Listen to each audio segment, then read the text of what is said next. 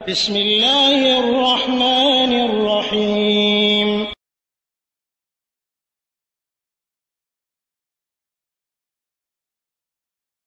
আসসালামু আলাইকুম রহমতুল্লাহি বারাকাতুহু।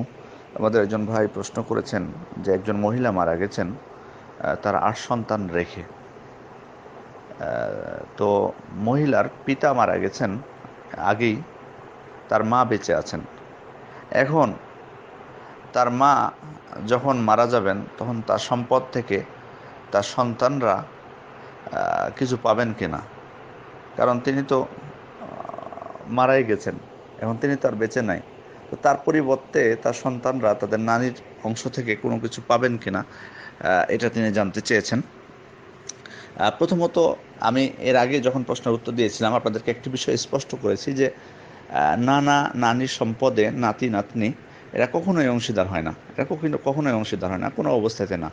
তবে দাদা দাদির সম্পদে হতে পারে কখন, যখন আপনার ইয়া থাকবে না,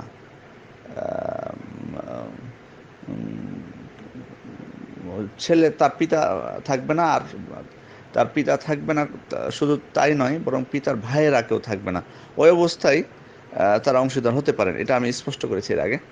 এখন প্রশ্ন হলো, অতএব এই প্রশ্ন যেটা আপনি করেছেন যে তার নানি বেঁচে আছে সন্তানদের আর তার মা মারা গেছে, তো এক্ষেত্রে তার নানি যখন মারা যাবে তখন তারা অংশীদার হবেন না। তবে তার নানি যদি ওসিয়ত করে যান তাদের নামে, তাহলে তারা হবেন। আর ওসিয়ত আমরা আগেই বলেছি করতে পারেন 1/3 অংশের অথবা তার কম। আহ, তো এখানে নানির উচিত যে তাদের নাতনি নাতির দিকে দেখা, যে তাদের মা যেহেতু মারা গেছে আগেই, সেহেতু তিনি যদি মনে করেন যে তারা নিঃস্ব হয়ে যাচ্ছে বা তাদের কিছুটা দুরবস্থা হতে পারে, সেহেতু তিনি ওসিয়ত করতে পারেন। এক্ষেত্রে এটা তার সুযোগ আছে, ওসিয়ত করার সুযোগ রয়েছে। তবে সেটা যেন হয় তার সম্পদের 3/1 অথবা তার থেকে কম, এর বেশি যেন না, 3/1 বেশি যেন না হয়। যেটি আমরা হাদিস থেকে, সহিহ বুখারীর হাদিস থেকে এটা আপনাদেরকে বলেছি, যেটা সহিহ বুখারীর হাদিসে আছে স্পষ্টভাবে যে ওসিয়ত হতে হবে 1/3 অংশ থেকে অথবা তার কম।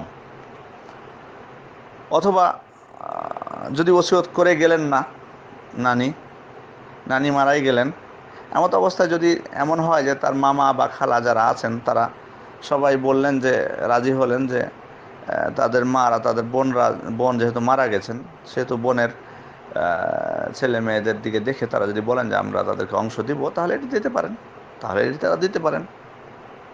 এটা তাদের ঐচ্ছিক বিষয়, এটি তারা দিলে এটি ইহসান হলো তাদের বোনের ছেলে মেয়েদের প্রতি, এটা তখন নিতে পারবে, এটা আলাদা বিষয়। কিন্তু শরীয়তে তার কোনো নির্দিষ্ট অংশ নেই, যেটা আমরা আগেই স্পষ্ট করেছি, এখন আবার বলতেছি যে নানির সম্পদ থেকে বা নানার সম্পদ থেকে তাদের নাতি নাতনিরা কেউ পাবে না, কোনো নির্দিষ্ট অংশ নেই। তবে এক্ষেত্রে 2টা সুযোগ আছে, যেটি বললাম, যে একটি হলো ওসিয়ত করে যাওয়া, নানি ওসিয়ত করতে পারেন, আর ওসিয়ত না করলে পরবর্তীতে তার মামা খালা কেউ যদি দিতে চান তাদেরকে তারা দিতে পারবেন, এবং দিলে সেটা নিতে পারেন তারা।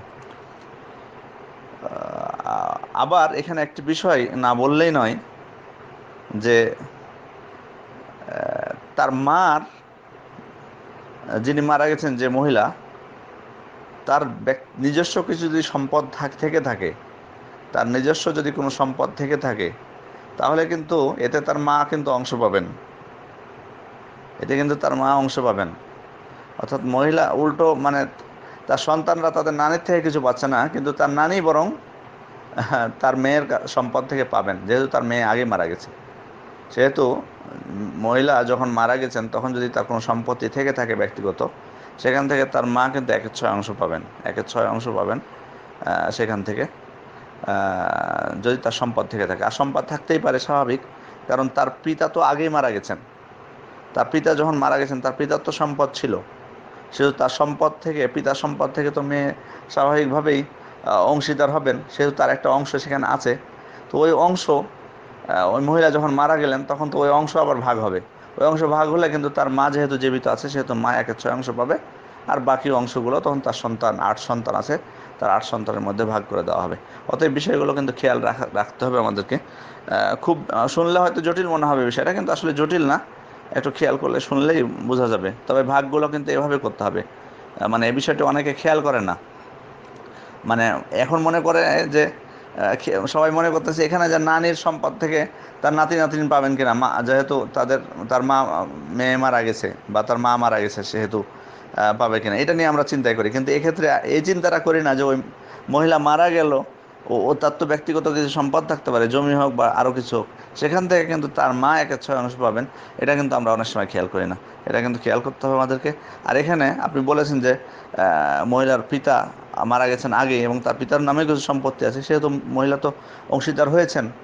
যদিও হয়তো অংশ বুঝাই দেওয়া হয়নি তাকে, তার মা বেঁচে থাকার কারণে দেয়নি, সেটা সেটা আলাদা বিষয়। অনেক সময় দেয় না, এটা সেটা আলাদা বিষয়। কিন্তু তার তো যেহেতু তার পিতা আগে মারা গেছে, তার তো উনি তো ওই সম্পদের, তার পিতার সম্পদের ওয়ারিশ হবেন। তখন তো তিনি বেঁচে ছিলেন, ওই মহিলা তো তখন বেঁচে ছিলেন তার পিতা যখন মারা যান। সেহেতু তার যে অংশটুকু তিনি তার পিতার থেকে পেয়েছেন, সেই অংশটুকু থেকে তার মা 1/6 পাবেন। বাকি অংশগুলো তার 8 সন্তানের মধ্যে ভাগ করে দিতে হবে। ছেলে সন্তান মেয়ে সন্তানের ডবল পাবে এই হিসাব করে। আশা করি বিষয়টি বুঝতে পেরেছেন। আসসালামু আলাইকুম রহমতুল্লাহ বারকাত।